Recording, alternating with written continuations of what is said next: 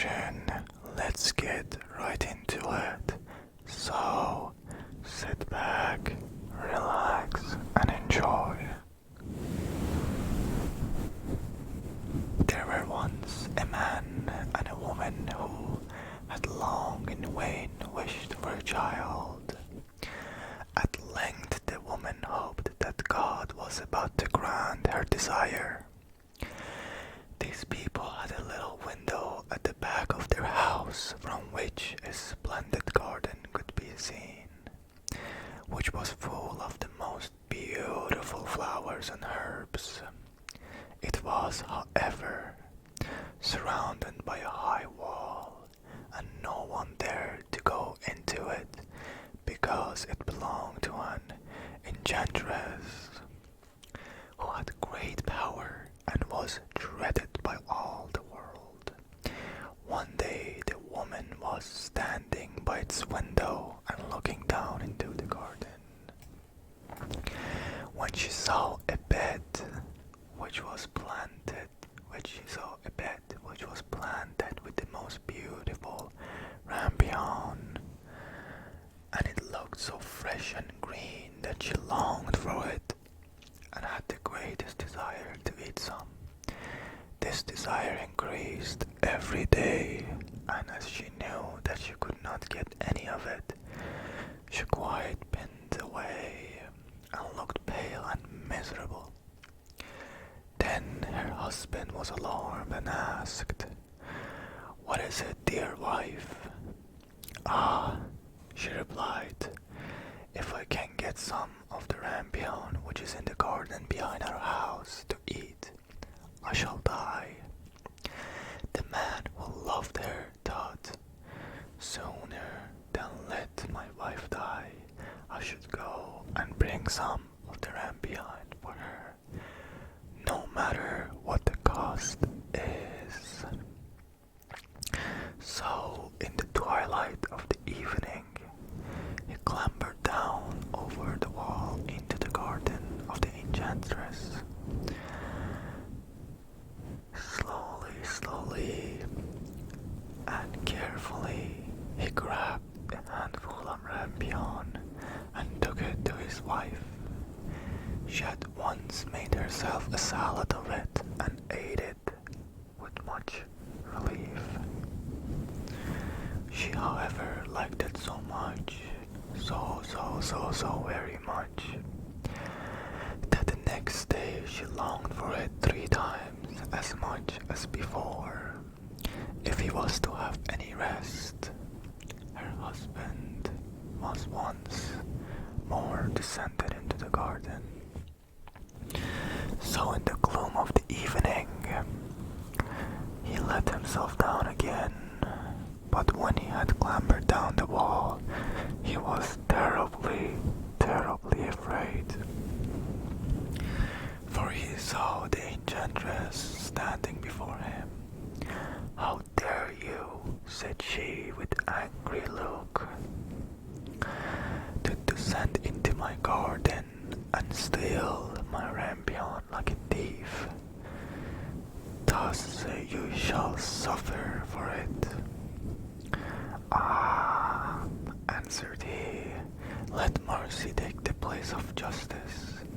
I only made up my mind to do it out of necessity.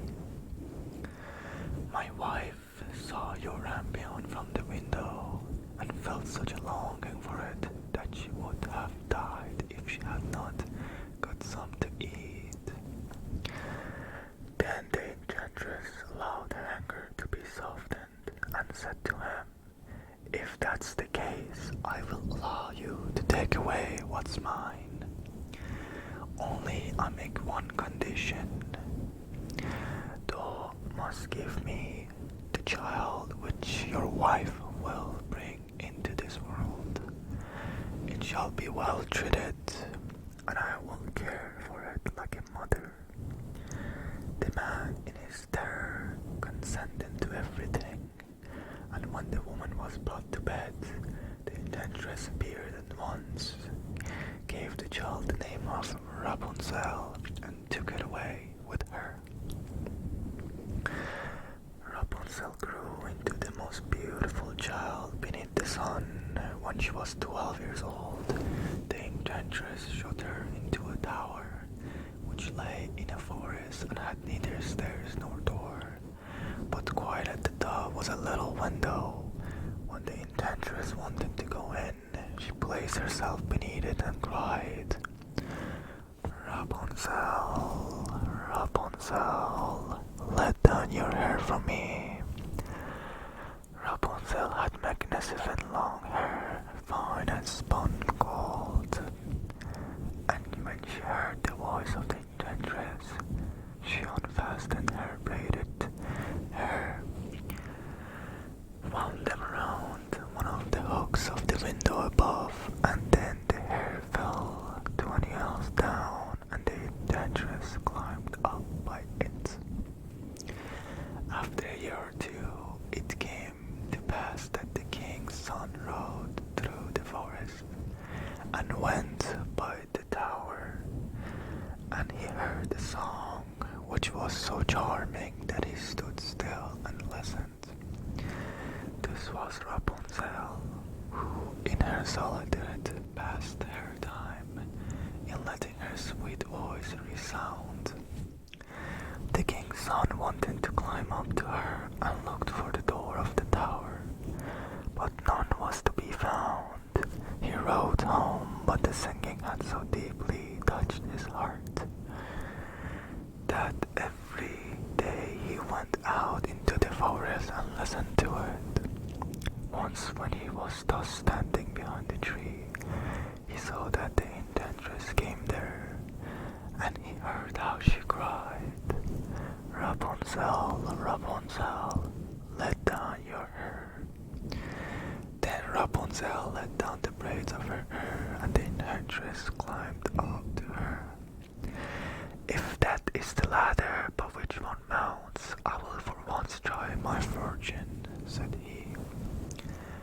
And the next day, when it began to grow dark, he went to the tower and cried, "Rapunzel, Rapunzel, let down your hair." Immediately the hair fell down, and the king's son climbed up. At first Rapunzel was terribly frightened when a man such as her eyes had never yet beheld came to her. But the king's son began to talk to her quite like a friend, and took her that his heart had been so stirred that it had let him have no rest, and he had been forced to see her. Then Rapunzel lost her fear, and when he asked her if she would take him for her husband, and she saw that he was young and handsome, she thought, "He will love me more than all them mortal does." And she said yes, and laid her hands in his. She said, "I will willingly go away with thee, but I do not know how to get down. Bring with a silk every time, and I will weave a ladder with it. Make a ladder with it, and when that is ready, I will descend, and thou take me on your horse." They agreed that until that time he should come to her every evening, for the old woman came by of day. The enchantress remarked nothing of this until once Rapunzel said to her, "Tell me how it happened that you are so much heavier for me to throw up than the young king's son. He is with me in a moment." "Ah, the wicked child," cried the enchantress. "What do I hear you say? I thought I separated you from the world, and yet you deceived me."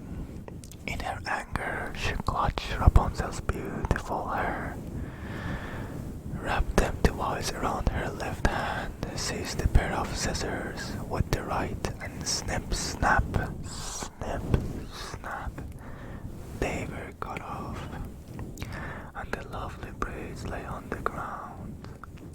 And she was so pitiless that she took poor Rapunzel into a desert where she had to live in great grief and misery. On the same day, however, that she cast out Rapunzel, the enchantress, in the evening, fastened the braids of hair which she had cut off to the hook of the window, and when the king's son came and cried, "Rapunzel, Rapunzel, let down your hair," she let the hair down. The king's son ascended, but he did not find his dearest Rapunzel above, but the enchantress, who gazed at him with wicked and venomous looks. "Aha!" she cried mockingly, "thou wouldn't fetch your dearest, but the beautiful bird sits no longer singing in the nest. The cat has got it, and will scratch out thy eyes as well. Rapunzel is lost, and you will never ever see her anymore." The king's son was beside himself with pain, and his despair he leaped down from the tower. He escaped with his life, but the thorns into which he fell pierced his eyes. Then he wandered quite blind about the forest, ate nothing but roots and berries, and did nothing but lament and weep over the loss of his dearest wife. Thus he roamed about in misery for some years, and at length came to the desert where Rapunzel, with the twins to which she had given birth, a boy and a girl, lived. In darkness, he heard a voice, and it seemed so familiar to him that he went towards it. And when he approached, Rapunzel knew him and fell on his neck and wept. Two of his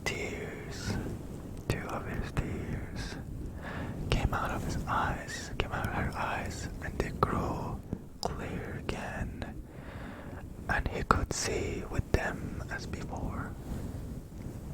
Oh, two of her tears wetted his eyes, and they grew clear again, and he could see with them as before. He led her to his kingdom, where he was joyfully received. They lived for a long time afterwards, happy and contented. This is definitely a shorter version of the actual story. But anyways, it's still the story, you know. But this is the end of this video. I hope you guys enjoy this story, and now let's see what I'm gonna read for next week. And happy Saturday, and you have a great night.